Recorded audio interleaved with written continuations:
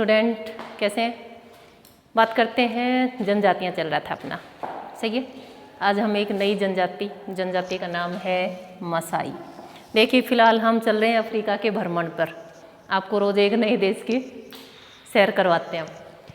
तो आज हम अफ्रीका के पूर्वी भाग में हैं और जनजाति कौन सी पढ़ रहे हैं? मसाई। देखिए क्या होता है कि अफ्रीका महाद्वीप का जो पूर्वी भाग है उसमें स्थित उष्णकटिबंधीय क्षेत्र है, उसमें एक उष्णकटिबंधीय घास क्षेत्र है जिसको क्या कहते हैं? सवाना के नाम से जाना जाता है। और ये मसाई क्या करते हैं? उन्हीं क्षेत्रों में निवास करते हैं और इनका मुख्य व्यवसाय क्या है? पशुपालन है।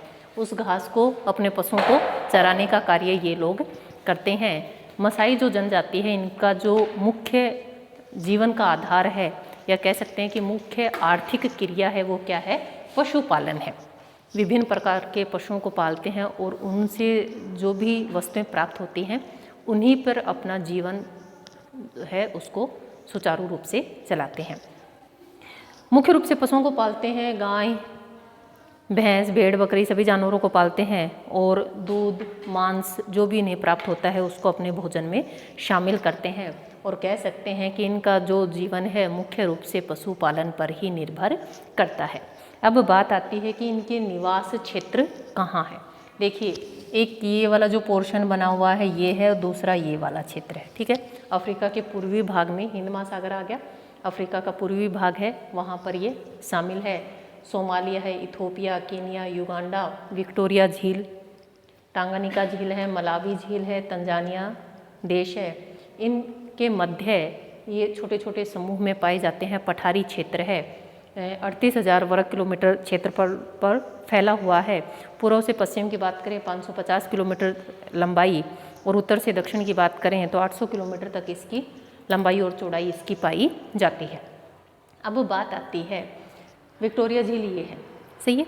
तो यहाँ पर क्या पाए जाते हैं? ये जो मसाई हैं वो यहाँ पर निवास करते हैं। जो मसाई जनजाति है कह सकते हैं कि अफ्रीका के पूर्वी भाग में निवास करती है। उष्णकटिबंधीय जलवायु पाई जाती है और वहाँ पर एक घास पाई जाती है, घास का नाम है सवाना।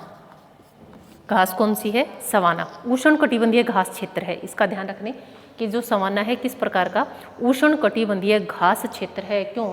क्योंकि भूमध्य रेखा के पास में स्थित है, इसलिए उष्णकटिबंधीय क्षेत्र, ठीक है। घास कौन सी पाई जाती है यहाँ पर? सवाना, इसलिए इसको सवाना क्षेत्र भी कहा जाता है, ठीक है। क्या कहा जाता है इसको? सवाना क्षेत्र। ये जो घास होती है 1 से 1.5 फीट लंबी होती है, 1 से 1.5 फीट लंबी होती है और इसकी मोटाई भी पाई जाती है। कह सकते हैं कि मोटी और लंबी घास होती है और कहीं कहीं इसके बीच में बबूल के वृक्ष भी पाए जाते हैं। देखिए जैसे उष्णकटिबंधीय जलवायु है तो हम सभी जानते हैं कि जो वर्षा है वो क्या होगी?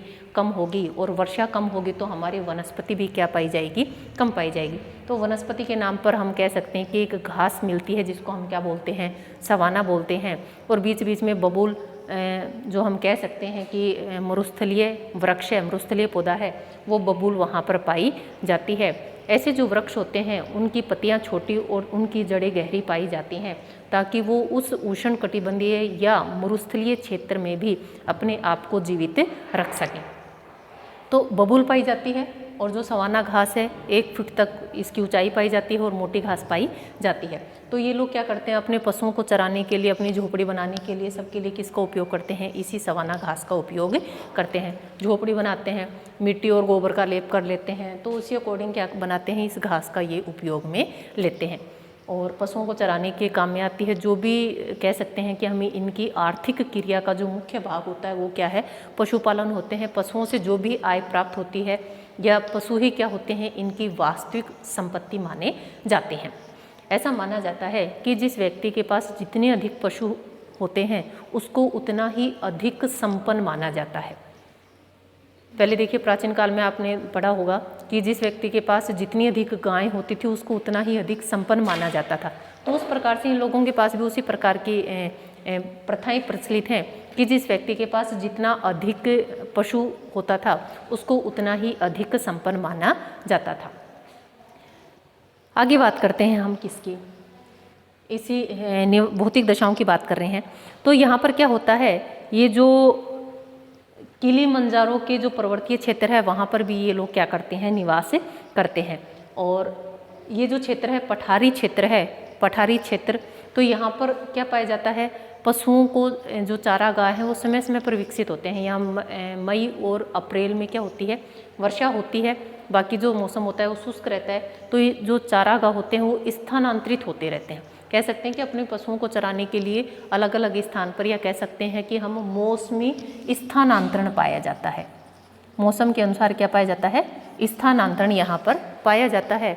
एक ही कार्य है कि पशुओं को चराना, जहाँ भी इनको घास उपलब्ध होती है वहीं अपने पशुओं को ले जाते हैं और वहीं अपने पशुओं को चराना प्रारंभ कर देते हैं। जहाँ जल उपलब्ध होता है, जैसे ही जल और घास, मतलब घास समाप्त हो जाती है, चारागाह समाप्त हो जाते हैं, ये एक स्थान से दूसरे स्थान पर स्थानांतरण कर जाते हैं।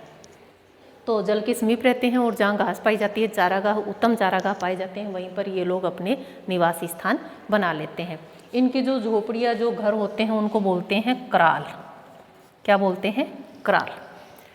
तो 20 से 50 इसमें झोपड़ी होते हैं। ये क्या होते हैं, इनमें सामाजिक संगठन सुदृढ़ पाया जाता है। ये लोग समूह में रहते हैं ताकि बाहरी आक्रमण से अपने स्वयं की क्या कर सकें, रक्षा कर सकें। समूह में रहते हैं, पशुओं को पालते हैं, कुत्ते भी पालते हैं ताकि जो जंगली जानवर हैं उनसे अपने पशुओं की रक्षा कर सकें। जिस प्रकार की भौतिक दशाएं पाई जाती हैं उसी प्रकार की वहाँ पर आर्थिक क्रियाएं भी पनप जाती हैं। अब पठारी क्षेत्र कुछ नहीं है, चारागाह है, तो क्या है, यहाँ पर मुख्य रूप से पशुपालन का कार्य किया जाता है। आगे बात करते हैं कि उपोष्ण जलवायु पाई जाती है।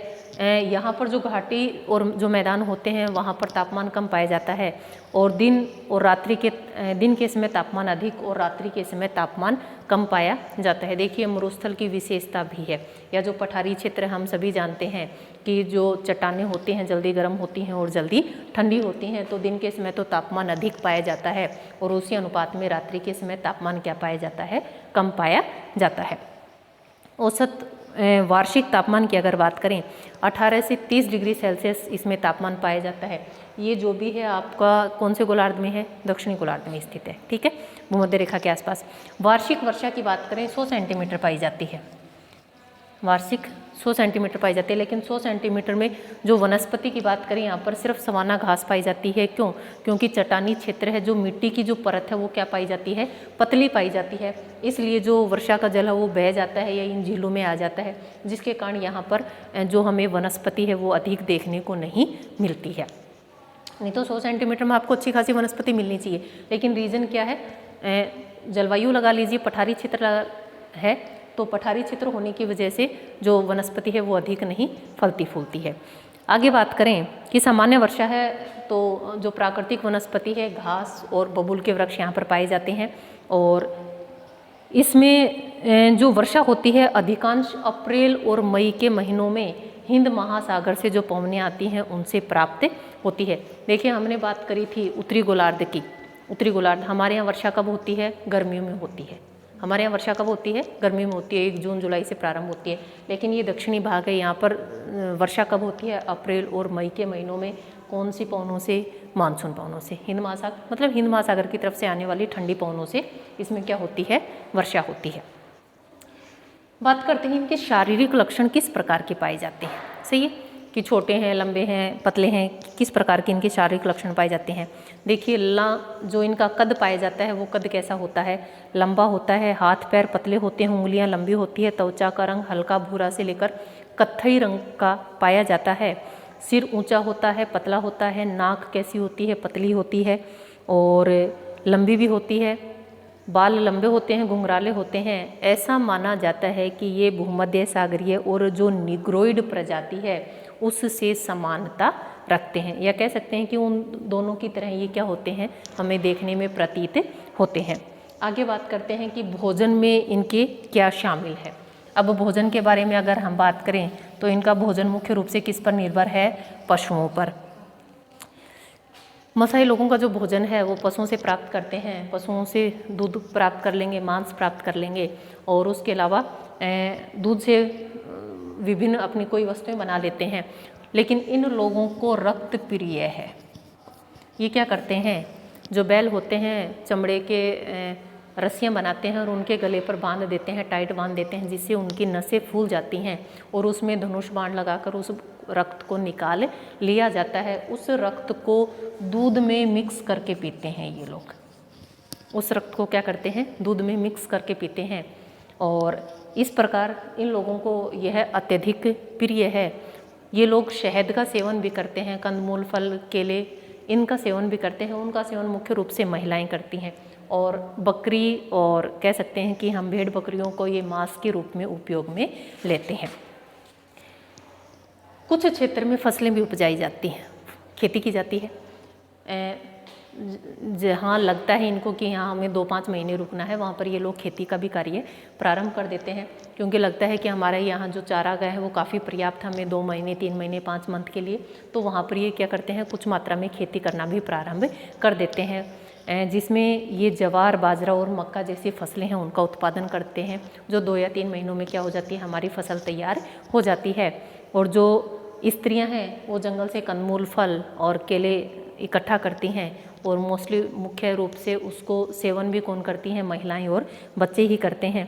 जंगलों से जो शहद प्राप्त होता है उससे ये लोग शराब भी बनाते हैं। जंगलों से जो शहद प्राप्त होता है उससे ये लोग क्या बनाते हैं, शराब भी बनाते हैं। और वह क्या है, इनका प्रिय पेय पदार्थ है। पेय पदार्थ होता है पीने योग्य पदार्थ, तो सबसे उनका प्रिय पेय पदार्थ है। कह सकते हैं कि उनको खुश होकर पीते हैं ये लोग। और आगे बात करें कि ये वस्त्र किस प्रकार के पहनते हैं। अब मारते किसको हैं, पशुओं को, तो चमड़ा भी किससे प्राप्त होगा, पशुओं से। तो वही क्या है, इनके वस्त्र हैं। जानवरों का शिकार करते हैं, जो भी चमड़ा प्राप्त होता है। महिलाएं क्या करती हैं, बकरे की जो चमड़ी होती है उसकी ओढ़नी बनाती हैं। सही है। योद्धा जो व्यक्ति होते हैं वो जो बड़ा जानवर मारते हैं जैसे शेर, बाघ, उससे बने हुए वस्त्र पहनते हैं। सही है। जो योद्धा होते हैं वो कह सकते हैं कि कोई भी जो उनके लिए बहादुरी का प्रतीक माना जाता है इसको, कि बाघ या जंगली जो जानवर होता है उसके चमड़े से बने वस्त्र योद्धा लोग पहनते हैं। और इसी प्रकार से यही इनके वस्त्रों के रूप में उपयोग में आते हैं, क्योंकि जो चमड़ा मुख्य रूप से उन्हीं पर क्या है, ये निर्भर करते हैं और उनसे बने वस्त्र ही ये लोग पहनते हैं। ये जूते और टोपी का उपयोग भी करते हैं, वो भी चमड़े से बनी होती है, क्योंकि सूर्य की जब सीधी किरणें पड़ती हैं तो उससे बॉडी का जो आपका शरीर है उसका टेम्परेचर सामान्य रहे, इसके लिए क्या करते हैं, धूप से बचाव के लिए सिर पर टोपी पहनना भी पसंद करते हैं, टोपी भी पहनते हैं। इसमें क्या होता है, ये लोग कुछ मात्रा में कार्य भी करते हैं, जैसे सुनार और लोहे का कार्य करना। तो इसमें क्या होते हैं, जो सुविधा संपन्न परिवार होते हैं तो उनकी जो महिलाएं होती हैं, लड़कियां होती हैं, लोहे के गोल कंगन पहनती हैं, वो गले में, हाथ में, पाँव में, तो उनको बोलते हैं कुंडलाकार। कुंडलाकार। देखिए प्राचीन समय के आपने देखे होंगे दादी नानी के पास गोल गोल वो चांदी के हुआ करते थे, पाँव में, हाथ में पहनने के, हाथ में भी पहनती थी, पाँव में भी पहनती थी। तो उस प्रकार के जो कुंडलाकार हैं वो कड़े पहनती हैं वो लड़कियां, ये उनकी संपन्नता का प्रतीक माना जाता है। लोहे के कुंडले पहनती हैं जो परिवार संपन्न होते हैं, उनकी जो लड़कियां होती हैं वो लोहे के कुंडलाकार कड़े पहनती हैं गले में, हाथ में, पाँव में, इस प्रकार से। और आगे बात करते हैं कि इनके घर किस प्रकार के होते हैं। घर में बनाती हैं झोपड़ियाँ, और जो समूह में रहते हैं उसको बोलते हैं क्राल। इसमें होता क्या है कि 50 या 20 से 50 झोपड़ियाँ चारों तरफ बना ली जाती हैं, बीच का भाग जो है वो खाली छोड़ दिया जाता है, क्योंकि ये लोग क्या करते हैं, ये एक द्वार रख लिए इन्होंने, इसमें चारों तरफ अपनी झोपड़ियाँ बना लेते हैं, बीच का जो भाग है उसको खाली छोड़ देते हैं 100 वर्ग गज के आसपास या इससे ज़्यादा। उसमें क्या करते हैं, जितने भी अपने जानवर हैं उन सभी जानवरों को इकट्ठा कर लेते हैं और इसके चारों तरफ क्या बना लेते हैं, बाड़ बना लेते हैं। जंगली कुत्तों से जो कुत्ते पालते हैं वो भी क्या करते हैं, इन पशुओं की रक्षा करने का कार्य करते हैं। तो चारों तरफ इनकी झोपड़ियाँ रहती हैं, बीच में खाली स्थान छोड़ते हैं और उस खाली स्थान में ये रात को अपने पशुओं को खुला छोड़ देते हैं। सही है।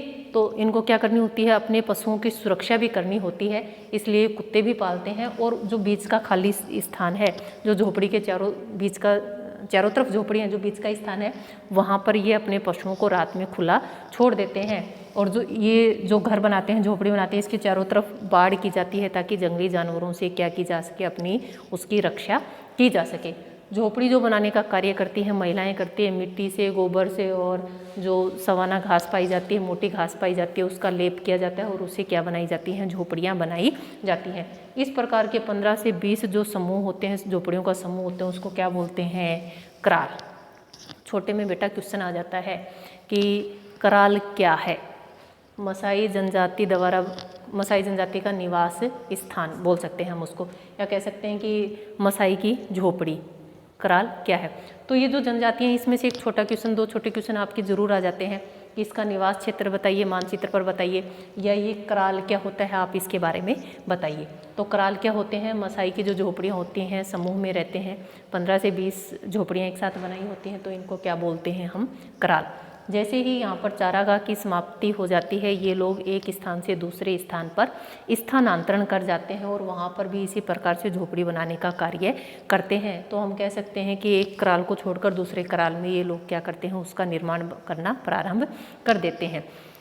झोपड़ी बनाने का कार्य कौन करती हैं? महिलाएं करती हैं। पुरुष और जो बच्चे होते हैं वो पशुओं को चराने का कार्य करते हैं। जैसे ही सुबह उठते हैं अपने पशुओं को साथ जंगल में चले जाते हैं, शाम के समय वापस आ जाते हैं और बीच का जो खुला बाड़ा है इसमें अपने सभी पशुओं को छोड़ दिया जाता है। अब जो इनके घर होते हैं उसमें क्या करते हैं, चमड़े से बना पर्दा लगा लेते हैं ये लोग।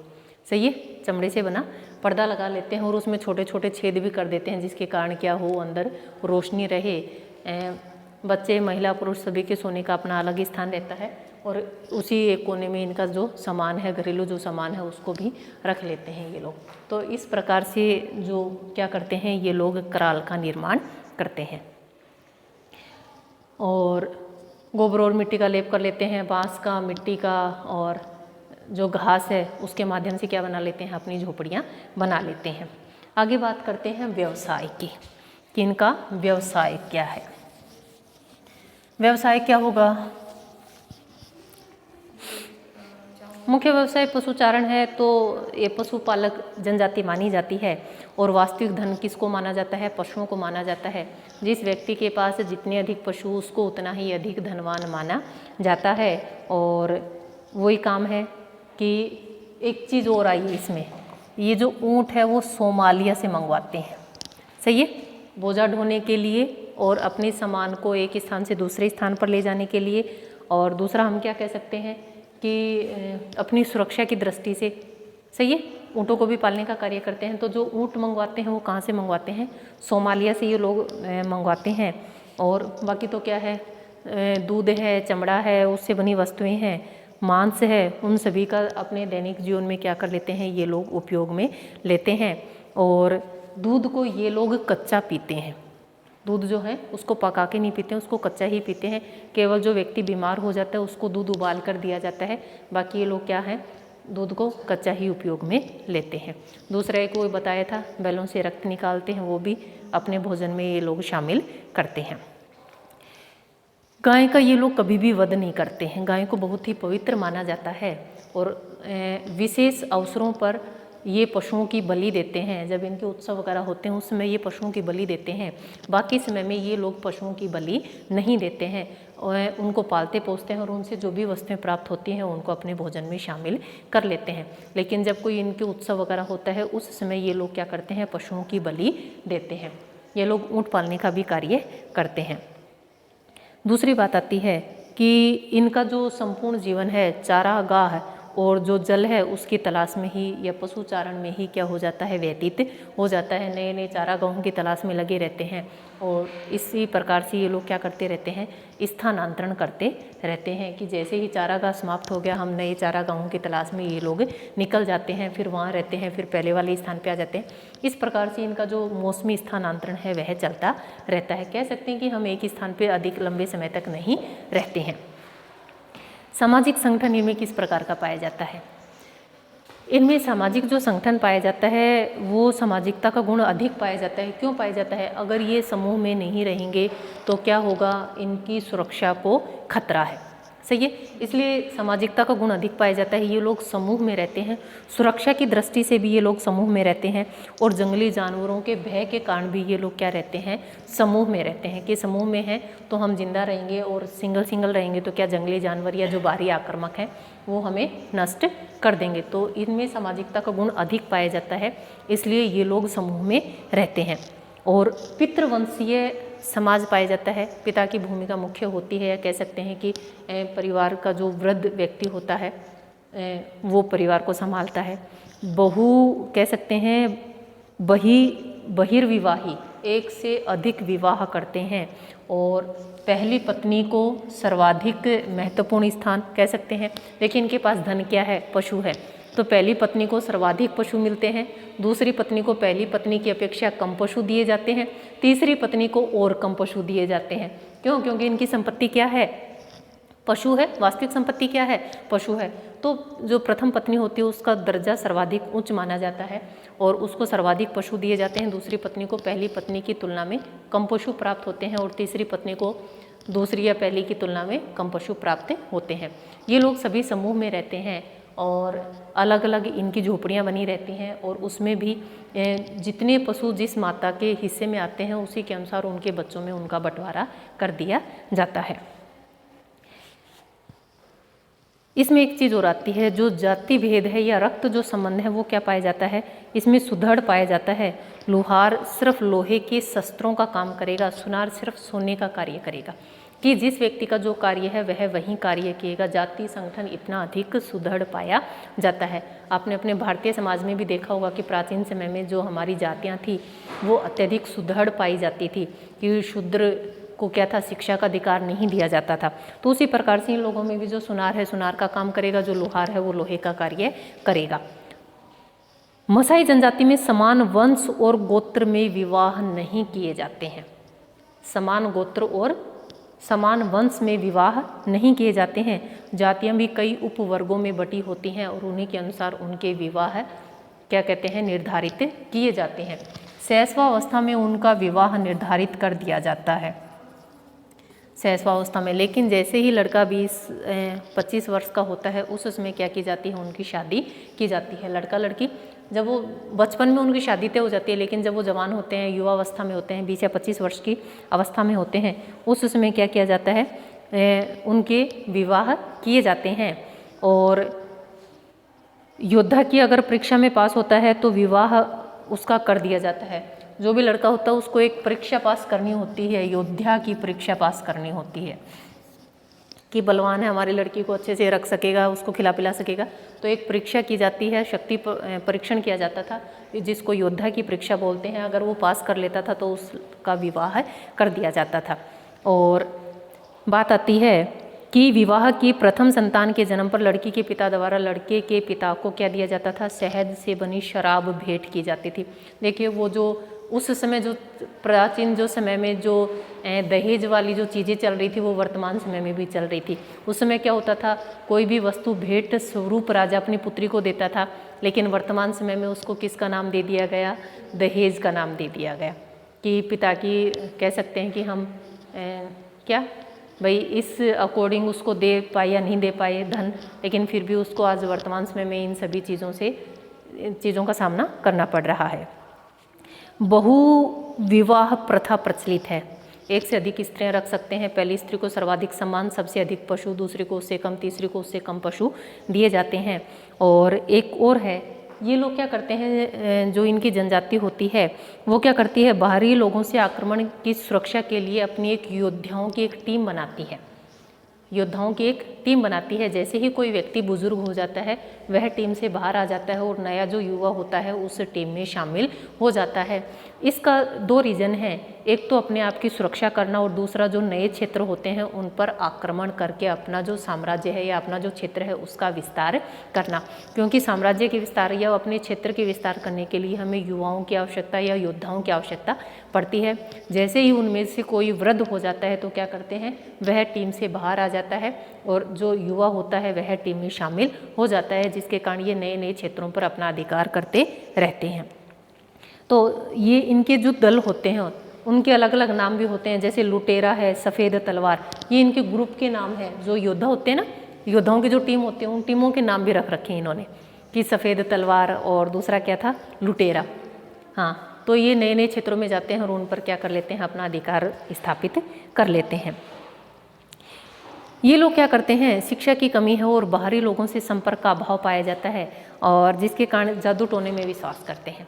बाहरी दुनिया से संपर्क में नहीं है, जिसके कारण क्या करते हैं, जादू टोने में विश्वास करते हैं। इनका एक धार्मिक नेता होता है जिसको बोलते हैं लेबोन। क्या होता है, लेबोन। ऐसा माना जाता है कि लेबोन ने जो भी बात कह दी उसको सत्य माना जाता है, या कह सकते हैं कि जो लेबोन होता था उनके सामने एक भगवान दृश्य उसको माना जाता था कि इसने जो भी बात कही है वो क्या है, सत्य है। और इनका धार्मिक नेता होता था, समाज में इसका बहुत अधिक सम्मान होता था। तो इसकी भविष्यवाणियों से लोग डरते थे, और ये जिस प्रकार से जो भी आदेश निकालता उस आदेश का क्या करते थे, पालन करते थे। जो लेबोन का जो पद होता था वो पैतृक होता था। लेबोन का जो पद होता था वो क्या होता था, पैतृक होता था। पिता से पुत्र को, पुत्र से उस आगे आने वाली संतान को, इस प्रकार से उनको प्राप्त होता रहता था। तो इसकी भविष्यवाणियों से लोग डरते थे इसलिए, और कोई भी बीमार हो जाती थी तो ये जादू टोना करता था या झाड़े झपटे लगाता था, जिसके माध्यम से ये लोग क्या करते हैं, जादू टोने में भी विश्वास रखते हैं। और जो लेबोन है उसका भोजन पर विशेष ध्यान दिया जाता था। उसको बकरे का जिगर, शहद और दूध दिया जाता था।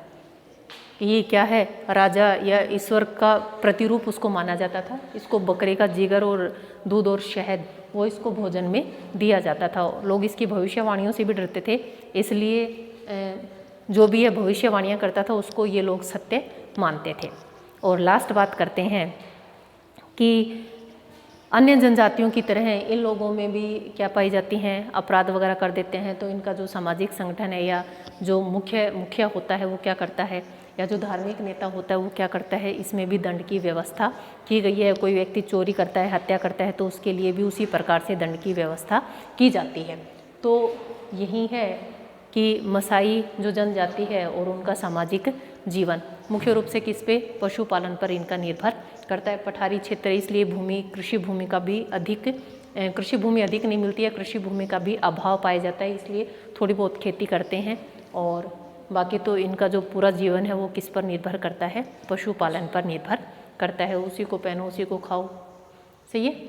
और ये जो अपने वस्त्र बनाते थे, इसकी चर्बी और वो मक्खन लगाकर उसको क्या कर लेते थे, चमड़े को सॉफ्ट कर लेते थे। तो इस प्रकार से इनके जो सामाजिक जीवन है वो चलता रहता है। आज हमने बात की थी किसकी, मसाई की। आज के लिए आपके 2 क्वेश्चन हैं, कराल किसे कहते हैं, और एक होता है लेबोन। लेबोन क्या है, सही है। मुझे कमेंट करके आप आंसर करें, और मिलते हैं नेक्स्ट क्लास में एक नई जनजाति के साथ। धन्यवाद।